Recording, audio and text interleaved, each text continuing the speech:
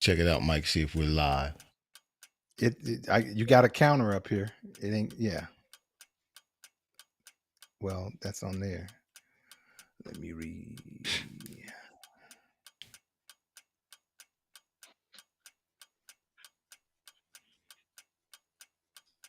Not yet. Not yet.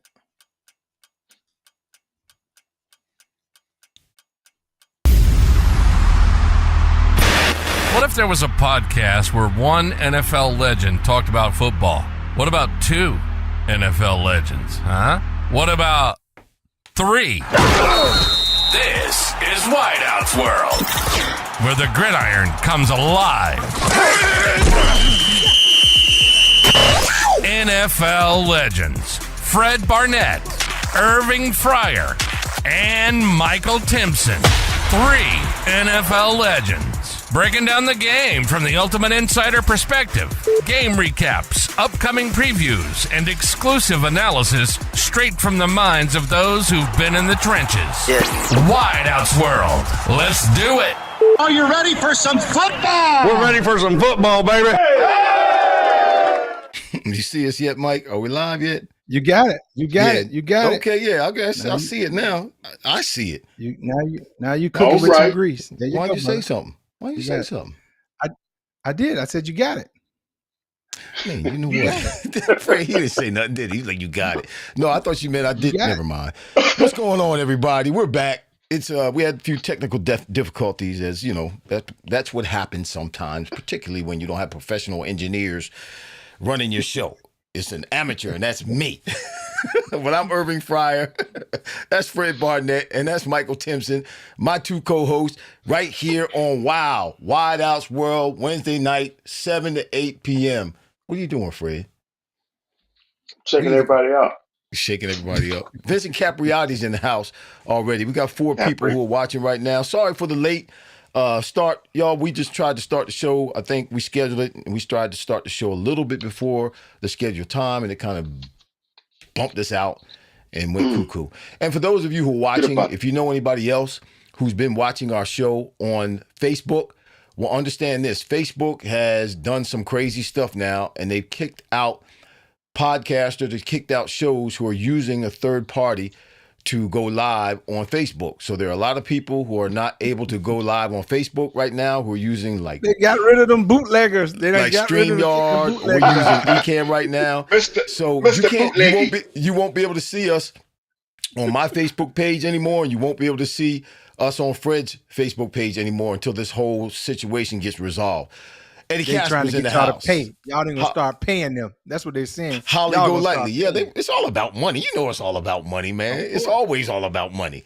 It's always all about money. But we got folks who are logged in, who are tuned in, who have subscribed to Wideout's World on YouTube, who are watching right now, and we appreciate you being on with us right now. We're going to get right into the show. I missed you guys last week. I heard you had a great show. That's wonderful. I wish I could have came on last week because there was a lot to talk about last week, and I had a lot to say last week, but I couldn't come on and talk.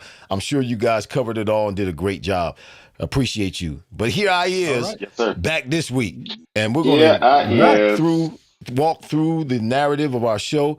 Anybody got something to say before we start the routine? Merry Christmas.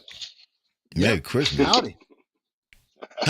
How do you guys? Merry Christmas. Now that you say that, how do you guys feel about the holidays when you got the holidays? Do you guys, do you joy in the holidays, or do you stress in the holidays like some do? Do you are you to the point where you can't wait till the holidays are over?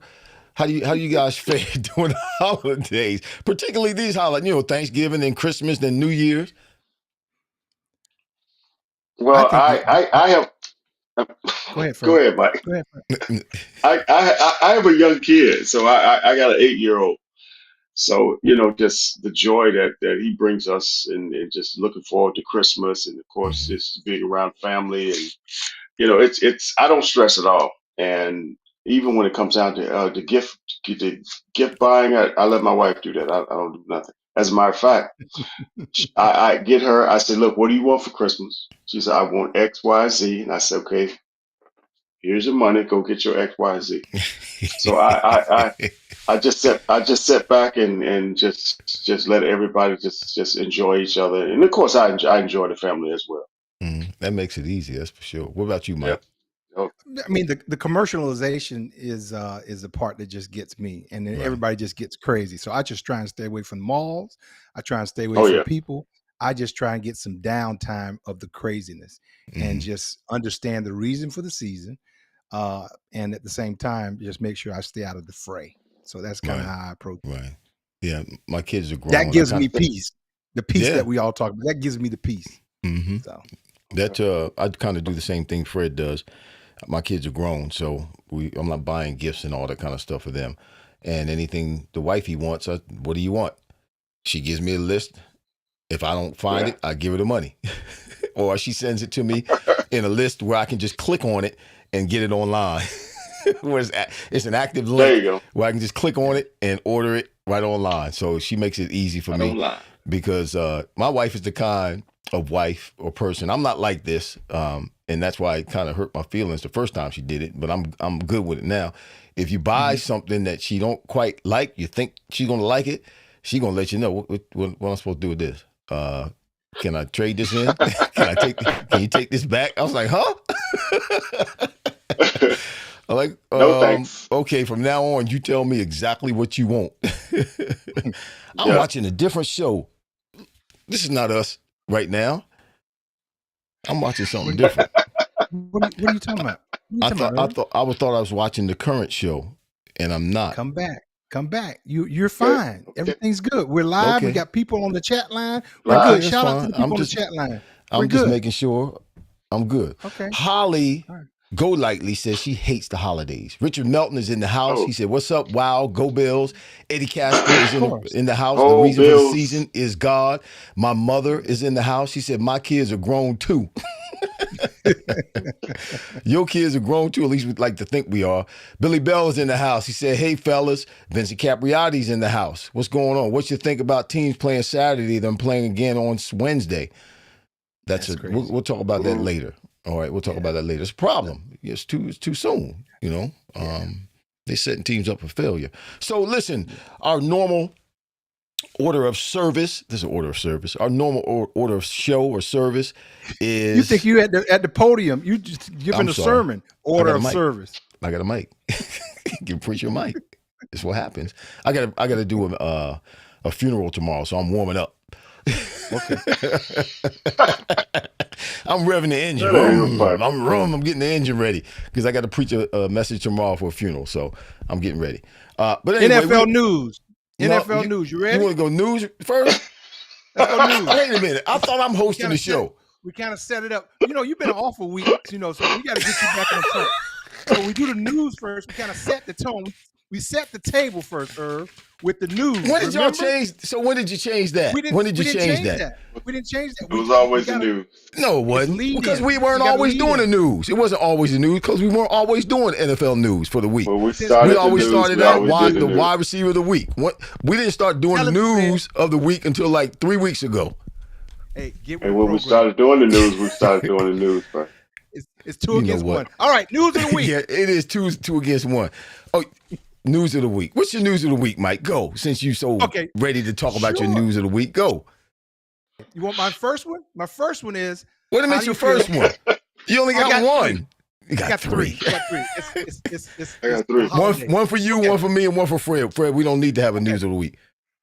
Michael Penix Jr. to replace Kirk Cousins in Atlanta as the QB. Okay, so my take on it is too soon. I mean, this is not the time. I shouldn't say too soon. This is not the time. Of course, Cousins has not been playing well. He's played well enough for them to remain the starter. Particularly, you got 3 games left against some dogs. And he's making a whole lot of money. Sure. And they're making the change now. And they're 1 game back from Tampa in their division. Mm-hmm. So for me, that was confusing. That was very confusing to me. For them to change quarterbacks at this time. Maybe something happened internally, in a meeting or between he and the coach or something. Not with Cousins. How do you know? Cousins. No, you look at his demeanor. You've never heard a peep out of Cousin. No, but look, everybody got a button. All you got to do is push the right button. Everybody got a button. Okay. Not with Cousin. All right. What's number 2? Number 2. How about Michael Vick going to Norfolk State to be the head coach? I like that. I like that. It gives him more NFL alumni such as ourselves. They're giving him opportunities to coach. So I think that's a good thing for football. My last one I think it's great as well. Yeah. How he's made his comeback. He's had his incident, and then he's been able to come back and be an analyst for the NFL, and then now he's getting his flowers and becoming a coach because he has a lot to offer. It's great. I think it's great. Yeah. But I think Deion Sanders has kind of set the stage for a lot of guys to get involved with a lot of different schools from a head coaching standpoint, and I think they've seen his success and seeing him being able to go out and recruit, high level players. Yeah. And you got guys. If you're signing guys with names, you're probably going to get some players that want to play for those guys. And Michael Vick's probably one of those guys that can go out and get. It's a high bar, though. It's a high bar. But also know that it's a whole different plan now. It's a whole different scheme. It's a whole different way of doing things now in college football. You've got to have NIL money. If you don't have NIL money, you're not going to get quality players. You're not going to get high-level players. Why? Because they're going to the schools who are paying money. Yeah. It changed the game. All right. Well, that's all I got. Well, I had KC. I had Mahomes. Should Mahomes play or not in the game because of his ankle? You know what he did last year? We thought he couldn't play with his ankle. He went out there and had a big run in that game to win the game. It was a big play that he made. And we thought he was, when I saw him get hurt last year with his ankle, I thought he was done. My God. Done, yeah. And that joker went on the sidelines and put some DMSO on that bad boy and come running back out. On the field. But here's my question. Do you you're fighting for home field advantage. That's why they want him to play. So do you take a banged up Holmes and get home field advantage, or do you get a healthy Holmes and go on the road? Which one is more important? Well, it depends, Mike, because that's tough. They're tough. capable of, because last year they went on the road and won 3 games on the road. And I know it's not the same team. I'm just saying it's Patrick Mahomes. I'm just saying Patrick Mahomes. Last year they went on the road, Miami. They went down to Miami and beat Miami. They went to Buffalo and beat Buffalo. They went on the road and had 3 tough games, then went to the Super Bowl and won the Super Bowl. So it's tough to say. Yeah. It just depends. I think Patrick would have to be honest, and it would have to depend on how bad he really is hurt. Mm-hmm. And if you look at Patrick Mahomes' track record and even the Chiefs' track record, they somehow find a way to win. And I would rather have him healthy and finding a way to win than to be banged up, and be at home. Yeah. And Vincent Capriati says he has a Saturday game. Patrick Mahomes has a Saturday game and then a Wednesday game against Pittsburgh. I'm telling you, I'd sit him. Yeah. They're in the playoffs. They're in the playoffs. Well, yeah, he probably, if they're already in the playoffs, they've gotten their playoff berth, and it's just a matter of whether they're trying to get that week off or not. Because you're in danger of losing him completely for the playoffs if he gets that thing. Because all of us know, you twist the ankle or whatever it is, you get injured. When you come back, it's going to get hit again. It gets hit again for whatever reason, just because it's injured. Yeah. And, it could happen, and he could be out. He could be out permanently for the rest of the season. So I think they should be careful. They should err on the side of caution. Amen. All right. There you go. That's my news of the week. Week. Wait. Go ahead, Fred. What's your news of the week, Fred? Oh goodness. Mike and I talked about this last week, and I agree with Mike, and I thought for sure that Belichick would not be the head coach of North Carolina. And when they announced it, I was like, "What?" Mm-hmm. And I guess, my question to you guys, to you two, is we know who Belichick is. We know he's an old school coach, but we also know the new school players. Mm-hmm. And we're talking about new school college players. And I think he got a 5-year deal. I'm not sure exactly how much money it is, but to see him skinning and grinning and making $10 million a year. 10 million a year. And I'm just kind of perplexed about how he's going to make that transition. Well, you never know. People definitely can change, but how's Belichick, who has nothing to prove, 6 Super Bowl rings, going to go and coach the new school of NIL college players? How is that going to happen? That's a great point. That's a great point because and I believe in his last few years in New England, that was a problem. That was a problem. Yes. He was not able to connect with his players because of the distance in terms of tradition and newness with the new attitudes coming into the league and his old traditional, rock solid way of doing things.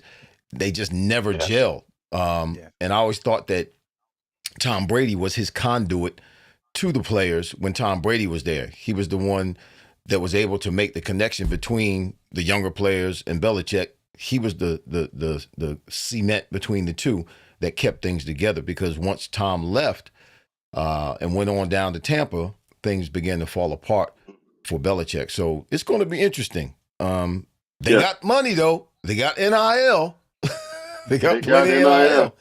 And think about it, though. If I'm a parent, particularly not necessarily older parent, but if I'm a parent and I know football, I wouldn't have a problem with my kid going down and playing for Belichick. Mm-hmm. Yeah, I wouldn't have a problem. I might encourage my kid to go down. I mean, Belichick, Dion, which would you encourage your kid? Where would you encourage your kid to go? With Dion or Belichick? You can't go wrong either way. Is that a question? Right. I don't think you go wrong either way. It's a toss-up. It's a toss-up. So now I got one more piece of news, and I got to talk about this one, man. I got it. Man, my Devondre Campbell walks off the field for San Francisco for Mike's team, Irv. For Mike's team. He walks off the field, refuses to go in. Wow. First of all, I've never, ever, as long as I've played football, and I didn't play that long. I played just 1 year in high school, 4 years in college, and 8 years in the pros. But I've never seen a guy just say, I'm not going in. As a matter of fact, I'm going in the locker room.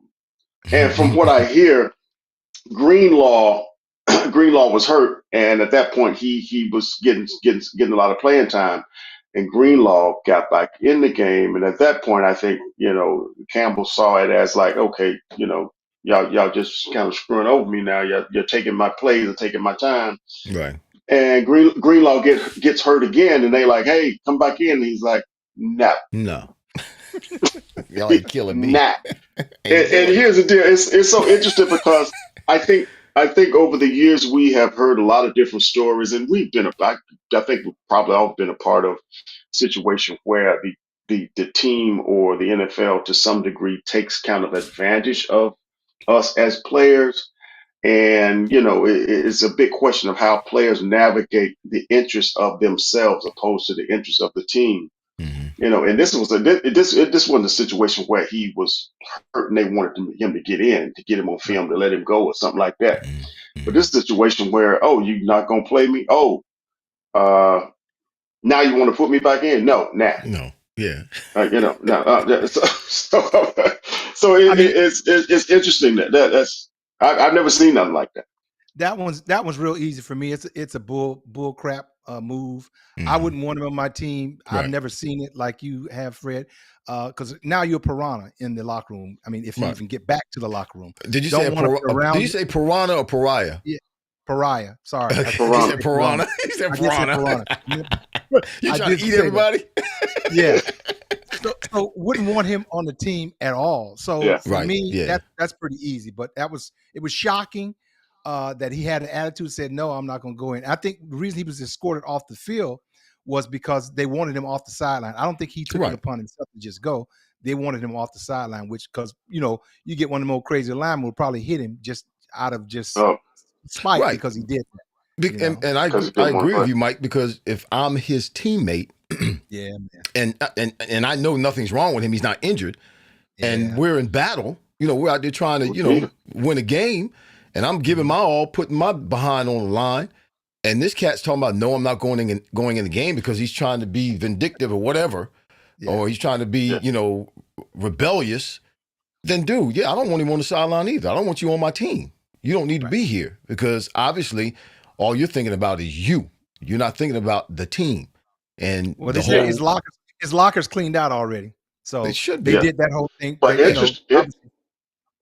interestingly, they had to suspend him, so they couldn't pay him. So suspension from that point, he's not allowed to be paid during those games. But if they let him go, they have to pay him a certain amount, which is crazy. Yeah.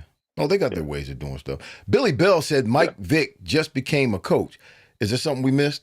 Did he sign a contract? No. Billy. Well, he may have just inked it, but Billy's, I think, late to the ball. But yeah, we kind of covered that, Billy. We're happy for Mike Vick. Right, but is he a coach? Did he sign the deal? I don't know. I know he said he was going to sign. Well, I thought he was just talking right now. No. He said it was a done deal that he was going to sign. It was imminent. So we anticipate it being done any day now. Okay. Okay. We'll see. So my news of the week is Randy Moss. I chose to talk about Randy Moss. I think everybody who's a football follower, anybody who watched the NFL, knows about his announcement when he was on a cane that he is a cancer survivor, that he's been in a battle with cancer. I got some stuff written down here. He underwent surgery, and then after the surgery, he came out and announced that he was a cancer survivor. There was a mass found between his pancreas and his liver in his bile duct, whatever that is. I'm not sure what that is. That's just the verbiage, the doctor verbiage that was used. Surgery. He had surgery on Thanksgiving and put a stent in his liver. Then he underwent a 6-hour procedure about a week or so ago to remove the cancer. He was hospitalized for 6 days and then released last Friday. He had this, it's called the Whipple procedure, which involved removing the head of his pancreas, part of his small intestines, the gallbladder, and the bile duct. That's a lot. That's a lot, fellas. Going to have to undergo radiation and chemotherapy even after the surgery.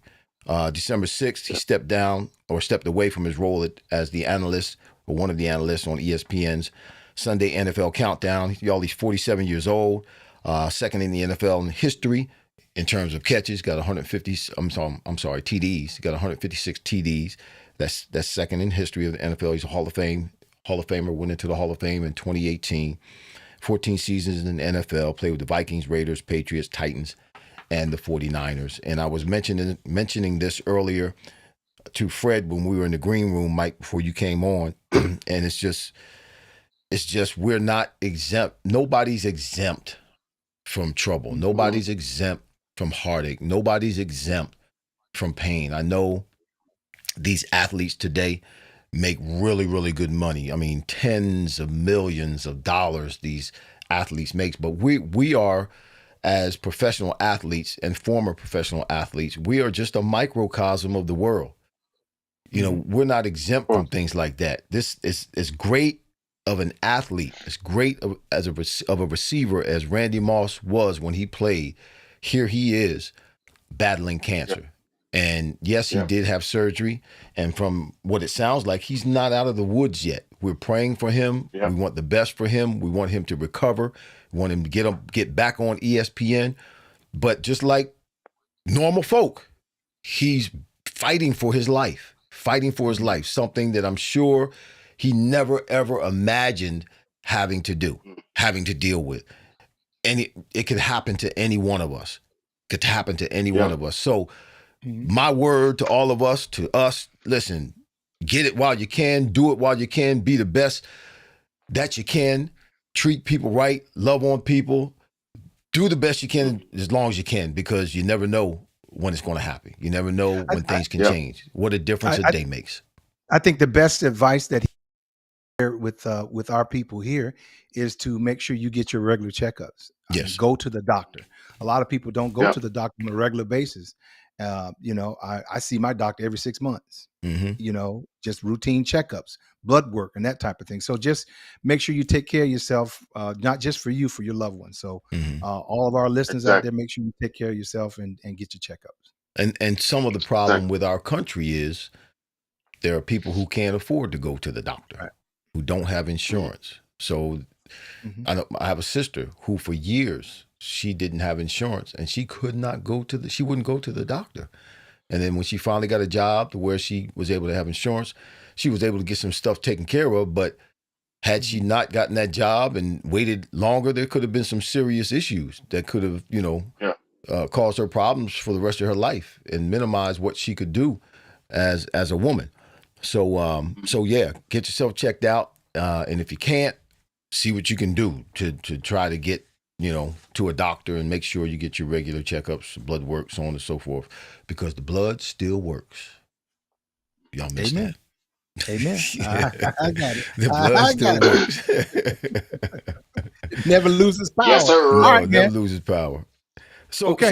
so since y'all told me, you giving me the narrative and the order of service and all, what's next on the agenda, fellas? What's next? What do we change it to next? What's next? What am I supposed to talk about next? Surprise. Surprise. Okay. Oh, you know what? Oh. Dang, I found that. We're going to start using that. I went and got that offline, and I'm going to put it in the show from now on. Surprise. When we do this portion of the show, we're going to hear Gomer Pyle say, surprise. Okay. All right. What's the surprise, Mike? No, I can't go further. I got to let Fred go. We got to move the show along now. Don't get long-winded, all of us. Okay, you ready? What do you mean long with it? We're talking, and people like this. This is what we're doing. I was just talking about a cancer survivor, man. You can't quick talk that. You can't quick talk that. You can't brush over that. What are you talking about? We're trying to honor and pray for Randy Moss, a fellow retired receiver, Hall of Famer, and you gonna rush me? Y'all sound like two married couples, man. Come on, let's go. Mike, how callous can you be? My God. I guess you told me. All right. Here's Fred's surprise. Look at Fred. My surprise. 49ers lost to the Rams 12-6. I thought at one point they were playing baseball. Goodness gracious. This was is that a baseball game? This was an ugly game, man. Purdy basically did nothing. He had 142 yards passing, interception. They had 63 yards rushing. Kittle had one catch for what I did. Debo had 3 catches actually for 16 yards. Their star wide receiver. Stafford really didn't do much. He had 160 yards. Puka Nacua, he was his kind of usual self. But I think that I guess the biggest surprise was that I feel that the 49ers were the better team, and the Rams just played, good enough to win the game. The only big, bright light was Kyren Williams with 108 yards rushing, and as I mentioned, or shall I say, didn't mention, Nacua had 97-yard pass. I'm sorry, 97 yards receiving. But it was just a ugly game, and it wasn't exciting at all. And I just thought, the 49ers would at least just kind of try to get back on track.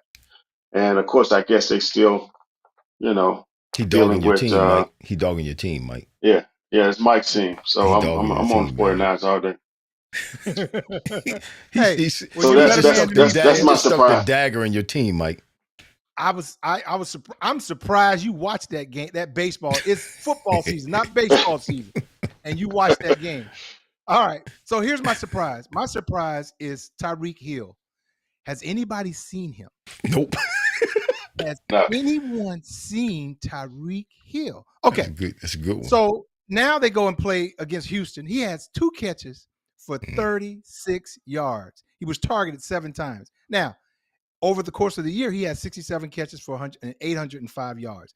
But before the Houston game, here's his stats. Jets, 10 catches for 115. Okay. Green Bay, 6 for 83. New England, 5 for 48. Las Vegas, 7 for 61. And watching the game and some of the throws, he's not even contesting them to try and get them. And Tua gets picked off 3 times. Now, it's not all Tyreek's fault, but the fact he didn't seem aggressive going after the ball. Mm-hmm. He's not making big plays. They got receivers going down, and you thinking he would be the go-to. He's not even a go-to. Their tight end, Jonnu Smith, has been their lead receiver for the last few games. So I just don't understand what has happened. And it seems when Tua went down, his production obviously was going to drop off because he didn't have Tua there. Of course. But you would think that he would be the man and kind of put the team on his back and would have the lion's share of the catches prior to Tua and when Tua came back. But it seems to be just quite the opposite. So, like, where's Waldo? Where's Hill? So that is my surprise. Hey, where is Tyreek Hill? Cheetahs can't have a lion's share. They got to get a cheetah scare.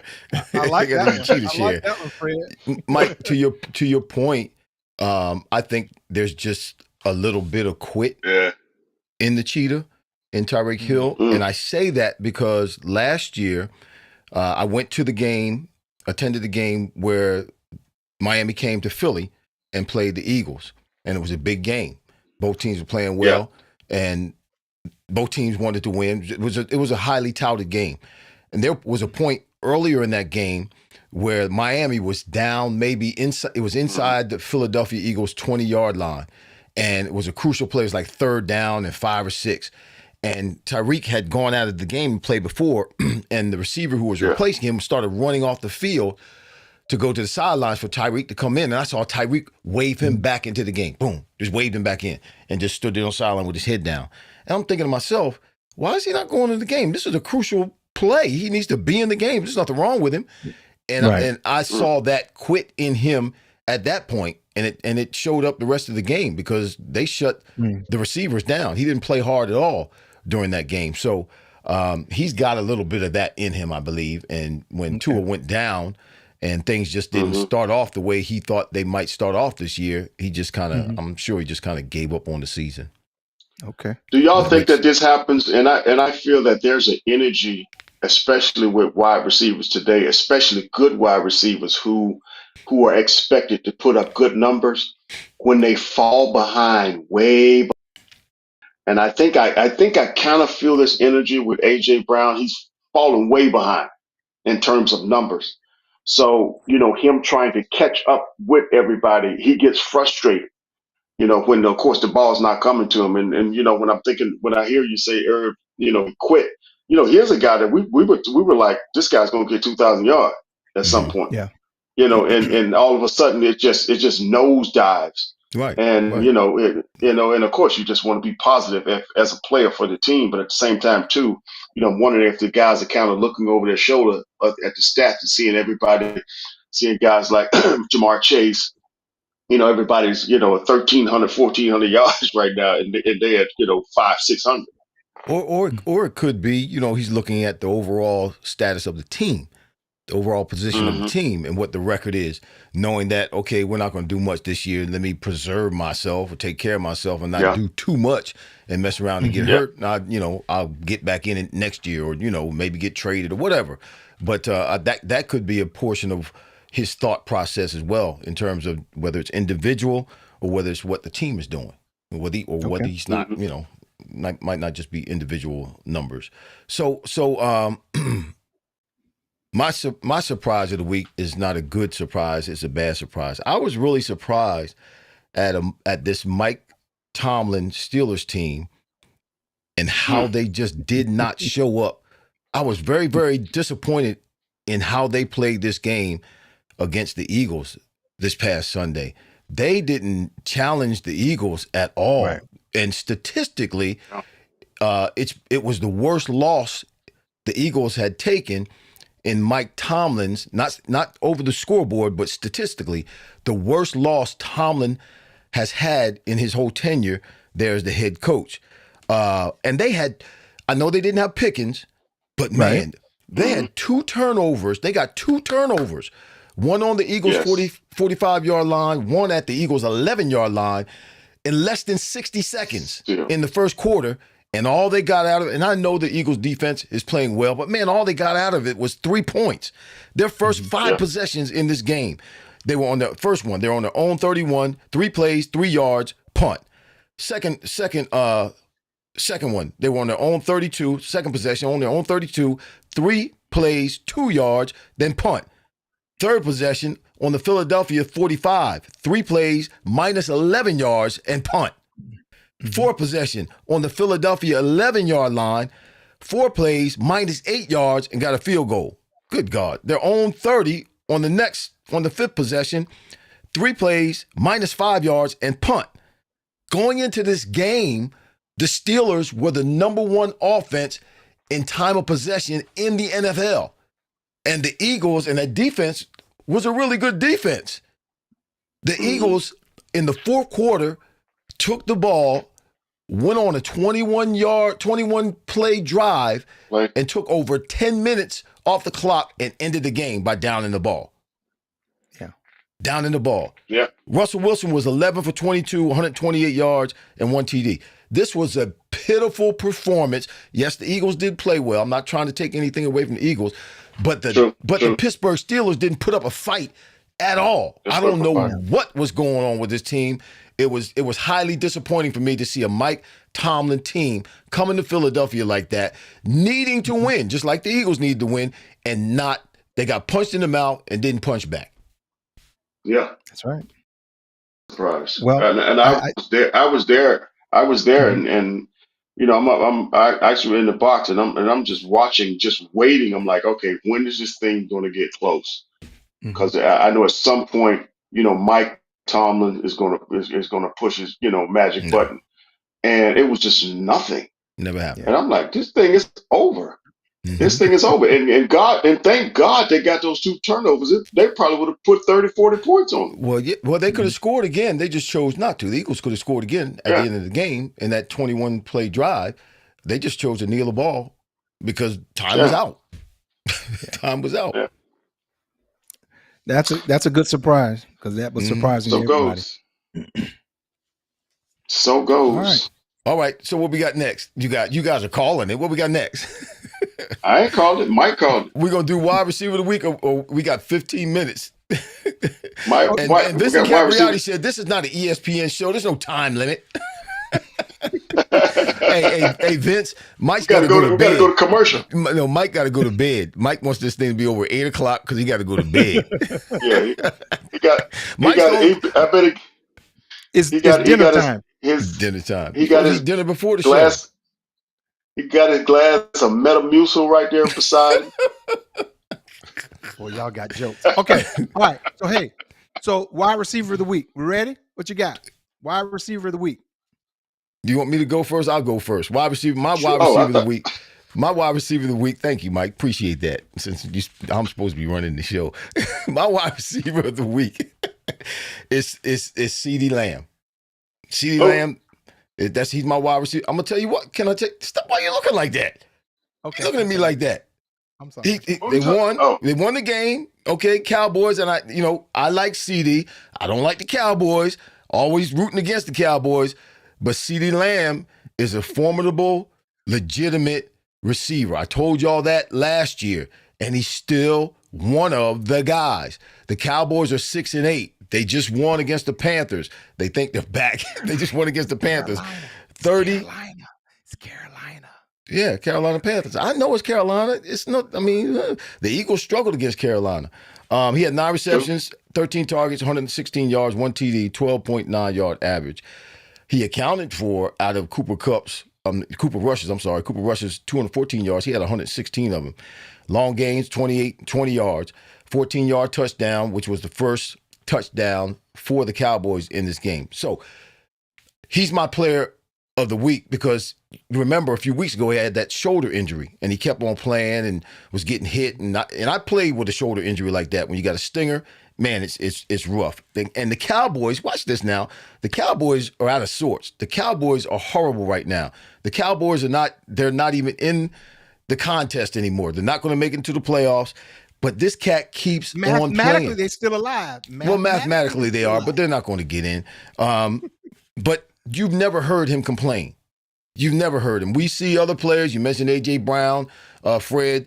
We've seen other players. Who was it? What you call him too? From San Francisco was complaining about not getting the ball. Debo, yeah, he was. Then the ball hit him in the face. They threw him the ball and he dropped it. You can't be complaining and then go out there and drop the ball. What is that? But you hear these other receivers. But he's a tough team player who doesn't complain. This team is discombobulated. He's the only target. He gets hit. He gets bruised up, but he goes out and does his job and doesn't complain. And right now, even with Cooper Rush being his quarterback, who's less than an average quarterback, in my opinion, CeeDee Lamb is third in receiving in yards, 1,089 yards, and he's third in receptions right now in the NFL with 94 receptions. He only has 6 touchdowns, receiving touchdowns, but man, he's third. He's the third-ranked receiver right now in yards and receptions with this whole team jacked up. That's true. And with a below-average quarterback, and this cat continues to go out being the only target, the only threat that they throw the ball to. They throw it to him all the time. Everybody knows he's going to get it. He still makes plays. They double-team him. He still gets open, and he doesn't complain. He is my receiver of the week. Okay. All righty. You said that with your chest, didn't you? Yes, sir. Tell you I'm practicing for tomorrow. That's legit. That's legit. We like CeeDee Lamb. I mean, my guy this week, although it was a loss, he's right now fourth on the list in terms of statistics. I'm on St. Brown. This guy, I absolutely love this guy because he it's almost like he's just like a robot out there. He's not a big guy. He's 6 foot. He's like 202 pounds, but he just plays his butt off. And of course, they got beat by the Bills. He had 14 catches, 193 yards, a touchdown, as long as 6 yards. Right now, as I mentioned, he's set fourth in statistics with 95 catches, 1,056 yards, and 10 touchdowns. But I just like to see this guy. He's behind CeeDee Lamb. Yeah. Yeah.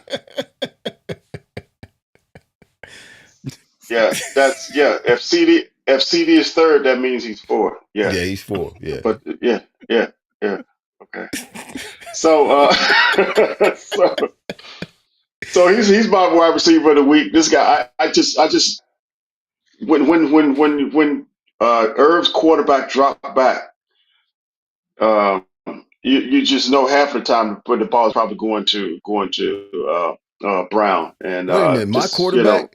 My quarterback? Yeah, Golf's your quarterback. Right? That ain't my quarterback. He don't look right in his uniform. I don't like Golf. St. Brown is he takes a licking and just keeps on taking. This guy, from what I've over the years, I've never seen him miss many games. And the guy takes a lot of hits, and he's over the middle. And he goes over the middle. He goes, he's down the sideline. He catch deep balls. He's a very tough kid. And, it's going to be interesting to keep watching his career. But my guy this week was Ahmad St. Brown. In a loss, though. Now, you know what was surprising to me? Neither one of you guys picked Devontae Adams. I'm surprised. No. Just based on numbers itself. No, I didn't. I try not to make my pick based on just numbers. Okay. I try not to make my pick just based on numbers. I'm proud of you guys. You know what? We've come a long way. I'm proud of you that, you're looking at the totality of the game. I'm proud of you guys. We've come a long way. Okay. So what's your doggone pick then? Or did you pick? That's what you picked. No, I did not. Yes, you did. No, I did not. My pick of the week is Mike Evans. See, there you go. Yeah. You got other reasons, not just numbers. What I'm sharing that. I'm proud of us. Share. I'm proud of us. There's a compliment there. Irv. Yes, sir. So that's what we're supposed 9 to do. catches, 159 yards, 2 TDs, longest is 57. Here's the thing that I like about Mike Evans. He shows up every game. I mean, there's not a game that he doesn't show up. I usually see some receivers will quit or they don't feel like they're playing. And again, he's another one. You never hear him have a mumbling word. Now, his quarterback's on fire. There's no question. Baker Mayfield is on fire.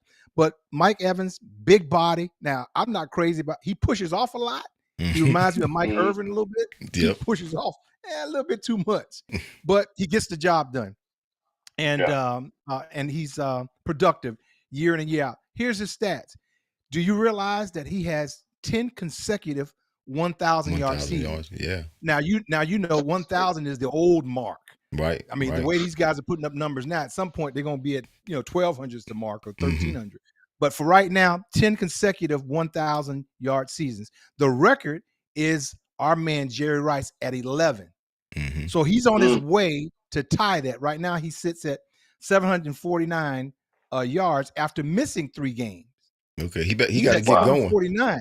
He got to get going. He only got 3 games left. 3 games left. Guess who he's playing against? The Cowboys. Okay. The Saints and the Panthers. Oh well, yeah. He ought to. Yeah, he don't wait. If he don't get 1,000 yards, if you don't get 1,000 yards playing those, something wrong. Yeah. So receiver of the week, Mike Evans. Shout out to him. 40 to 17 win over the Los Angeles Chargers, who has a decent defense. Right. But they're on fire right now. They're hot. They fire, as they say. The Chargers were the number one. Until after they played Tampa last week, they were the number 1 scoring defense in the league going into that game last week. But then Tampa put it on them. Billy Bell's in the house. We see you, Eddie Casper. We see you, Richard Melton. Irving Barnett is in the house. Everybody who's watching right now is on our YouTube channel. Kenneth J. Casper, he said they didn't just get punched in the mouth, they got leveled. Can't punch back when you're lying on the ground. Vincent Capriati in the house. Holly, Go Lightly. Who else? I said Vincent, Billy Bell. Hey, shout out to Richard. Shout out to Richard and his Bills. They put a whooping. They put a whooping on Detroit. Yeah, go. Good. That's right. We got to give you a hand clap, Richard. Thank you. The Eagles, thank you, because you put us a little bit closer. Although the Lions have the tiebreaker for the NFC conference.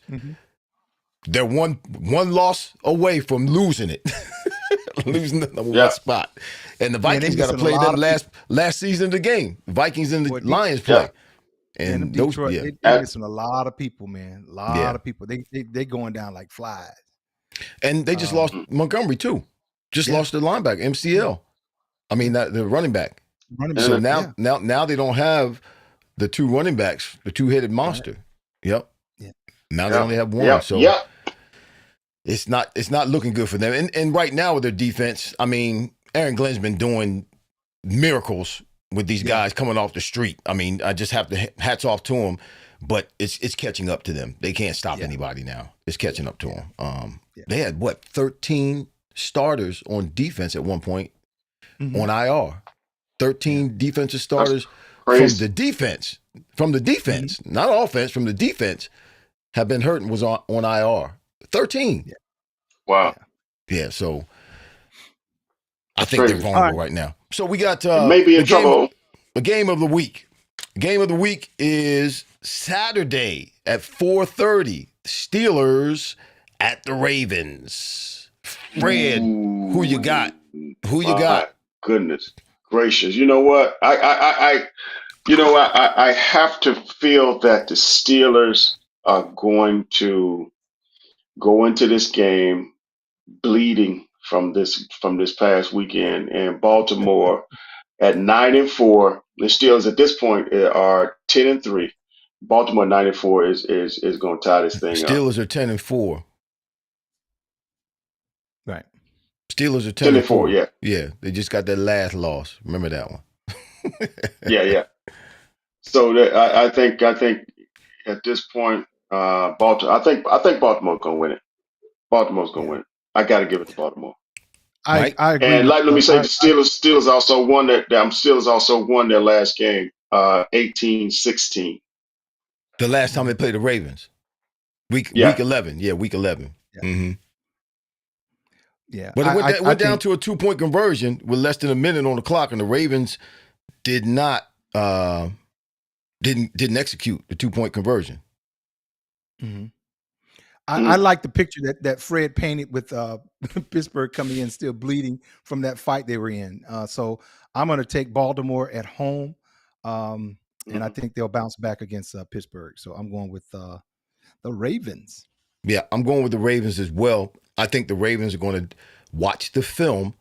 Obviously, we all know that the NFL is a copycat league, and they're going to watch the film and see what the Eagles did last week, particularly defensively, and they're going to incorporate some of that in their game. And right now, Lamar Jackson, although they played the Giants last week, they killed him. 5 TDs. He had 154.6 quarterback rating against the Giants last week. Pulling up his pants while he's running. 3 TDs. The Ravens are averaging 29.9 points a game. That's crazy. That's third in the league. Yeah.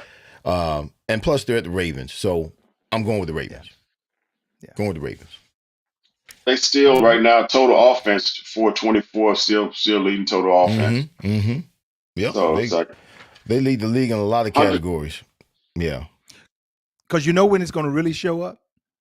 The colder it gets, and they just need to run that rock, and they're going to start bringing King Henry downhill. Right. Things going to change a little bit, I think.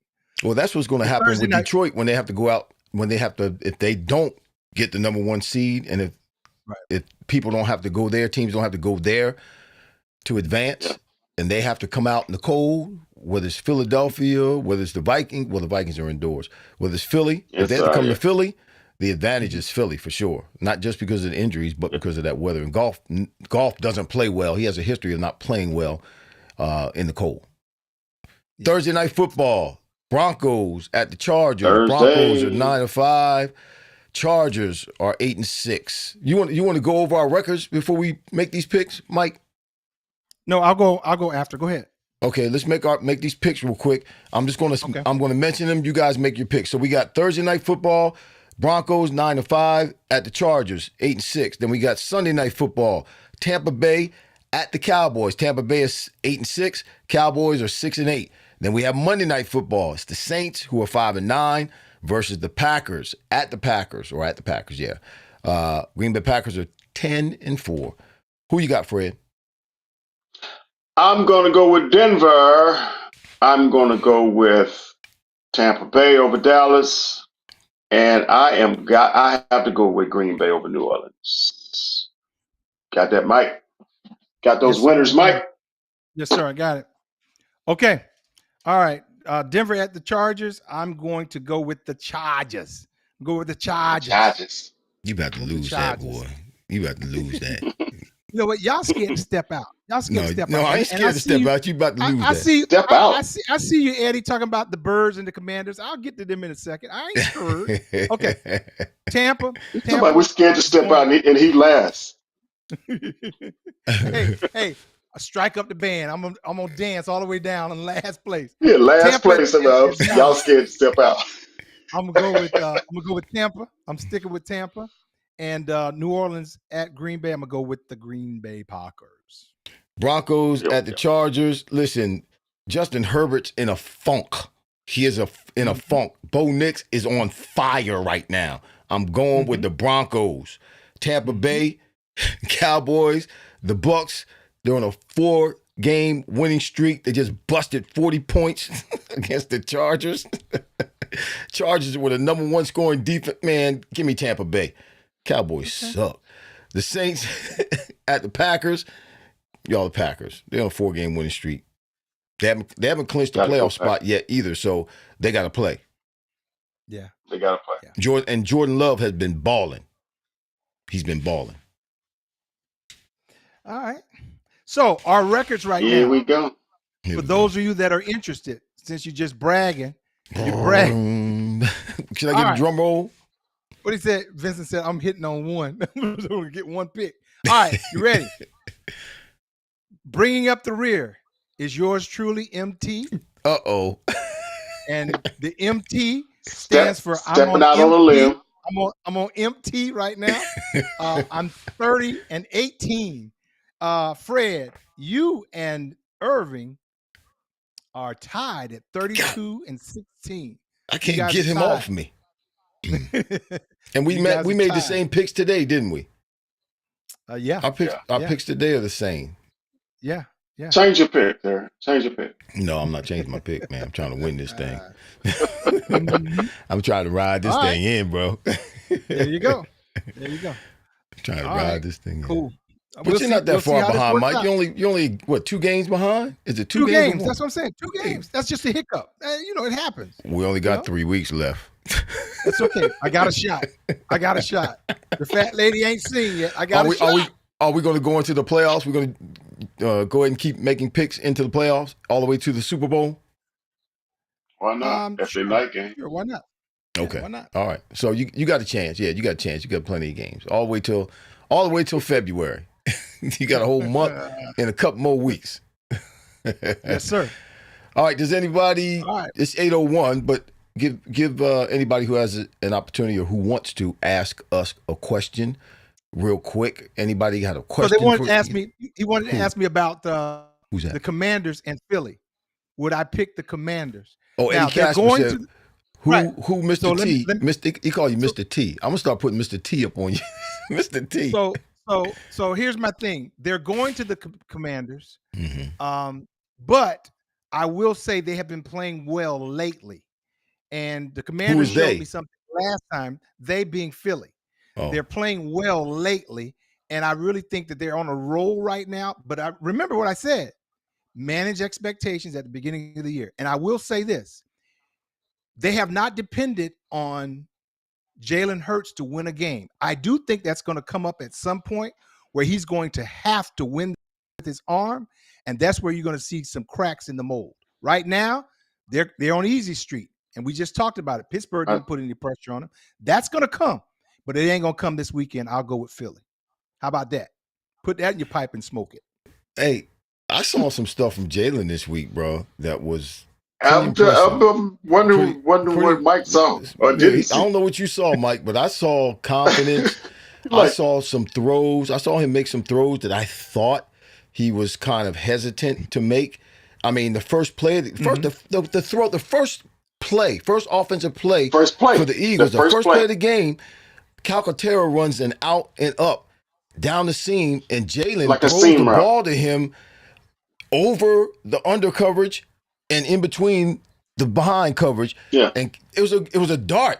It was on a line. I rarely see him make that kind of throw with that kind of confidence. Man, he let that ball go. It was a perfect throw, and it was the first throw of the day.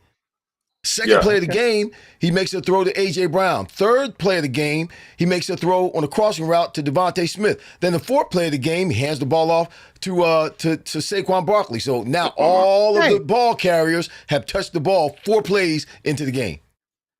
Push all your chips to the middle of the table on Jalen Hurts. Then push all your chips to the table, right, on Jalen Hurts.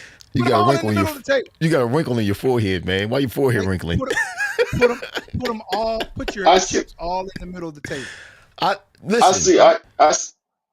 see the Eagles winning this game simply because I think first of all, I think they're the best team, and second of all, I think that they know and understand that they need to win out and could possibly have home field advantage. And you just can't go into a game, being the best team and not taking care of your business. Now, if it's a hiccup, it's a hiccup. But I feel like they're the best team, and if they go out and play like they can, if both teams go out and play good football, the Eagles should win. Well, listen, I told you I agree. Mm-hmm. Yeah, Jalen had to pass the ball in this past game against Pittsburgh to win the game, Mike. Because Pittsburgh dropped the safety down in the box and took away the run. Saquon Barkley, they ran the ball, but he was not. That was the least amount of yards he gained all season long. They took the run away, and Jalen had to pass the ball. It was not on the line with him having to make a throw for them to win. It wasn't that. If he didn't throw, they weren't going to win. So we're talking about one play now. Win. We're talking about one play. We're talking about several plays. He's talking about a 2-point. He's talking about a 2-minute drive. He's talking about a 2-minute drive at the end of the game, and Jalen leads the team down the field. Oh, Mike, let me say this. If I can give you a basketball analogy. Go right. If I can drive past you and make a layup every time, I don't have to shoot a 3. Go ahead. Eddie Casper said, "Damn it, Mike! There goes our winning streak."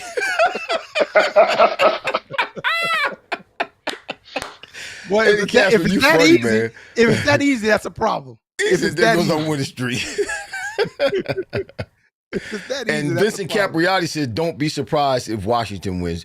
Vinny, Washington ain't winning this game, man. What's wrong with you? What are you looking at? You just mad because your Pittsburgh Steelers got smacked last week. Boy, Vinny's a Pittsburgh Steelers fan. We'll see. All right. It's written down. We got it. All right. Let me holler at everybody. Richard Melton. Yeah. Congratulations again to you and your Buffalo Bills. They might be there again. Erling Barnett, Kenneth Casper, Billy Bell, Eddie Casper, Vinny Capriati, Holly Golightly. Shout out to you, sweetheart. My mother is in the house. Mama, shout out to you. I don't see where you are, but I know you were here earlier. And I believe that's it for everyone. Richard Melton, Eddie Casper, Vincent Capriati, Holly Golightly. Yeah, y'all got a lot of comments tonight. Chris. Is there a Chris in here? Someone named Chris? Oh. All right, y'all. That's it. We'll be back next week. Merry Christmas. Are we working on Christmas and Christmas Wednesday? Are we working? Are we working? No. Wow. No, we ain't working. Are we working? No. And are we working? We working on Christmas? We'll find out. Are we working on Christmas? I guess we'll have a power. We'll have a business meeting. No, we ain't working on Christmas. We need to let the folk know what we're doing right now. So what's your vote? I don't think. Well, I think we should do it. We should work. I think we should do it the day after Christmas. Okay. Instead of Wednesday, the next 2 Thursdays, we go ahead and have the show. I'm easy like Sunday morning. Because New Year's Day is on Wednesday as well. Right? Well, I'm leaving for Africa. Oh Lord Jesus. 28. That's not the day. That's not the day after Christmas. Why? I say the day of 28. So that's you talked about next week after Christmas, the 1st. I would be in the motherland. Lord Jesus. Well, me and Mike can do the show. We can do the show without you. Y'all did the show without me. I hope we can. Okay. Well, I guess we'll see you next Wednesday. We're not doing the show on Christmas. Okay, I guess we won't see you next Wednesday. I guess we'll see you Thursday. Yeah, Christmas is on Wednesday. We'll do the show on Thursday. Okay. We'll do it Thursday. So we'll be on next Thursday, everybody. Check us out next Thursday and the following Thursday, the day after Christmas and the day after New Year's. So until then, Merry Christmas and Happy New Year. We'll see you next week. This is Wow. I'm Irving Fryar. That's Fred Barnett right there. There's Michael Timpson right over there. My 2 co-hosts, former NFL wide receivers. Thanks for being with us today. We will see you next week, Lord willing, and the creek don't rise. That's Wow right there. I got to hit the button. This has been Wideout's World. Touchdown. Not 1, not 2, but 3 NFL legends. Fred Barnett, Irving Fryar, and Michael Timpson. Are you freaking kidding me? If it's football talk you're looking for, I think we've got you covered. We hope you enjoyed the show. If you did, make sure to like, rate, and review. We'll be back soon. But in the meantime, find us on YouTube at Wideout's World. See you next time. Let's go! Let's go! Go! Go!